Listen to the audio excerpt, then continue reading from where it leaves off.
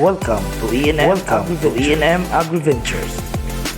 Usa sa mga preventive measure nga ato nakatunan kan sa mga dagko nga goat farm kay kaning pag-change og dagom or pag-ilis-ilis og dagom matag inject. Kaning pag-ilis og dagom usa ka mga best practice sa paglikay sa sakit.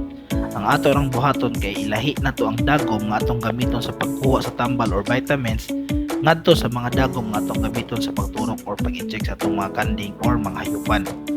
Kini usa ka pamaagi sa paglikay nga makontaminate ang atong mga tambal or vitamins sa posibleng mga sakit nga makuha nato sa kada kanding. Kada human pud og gamit sa atong mga dagom, kinahanglan hugasan kini para mawala ang residu or sobra nga tambal or vitamins nga nabilin sa mga dagom.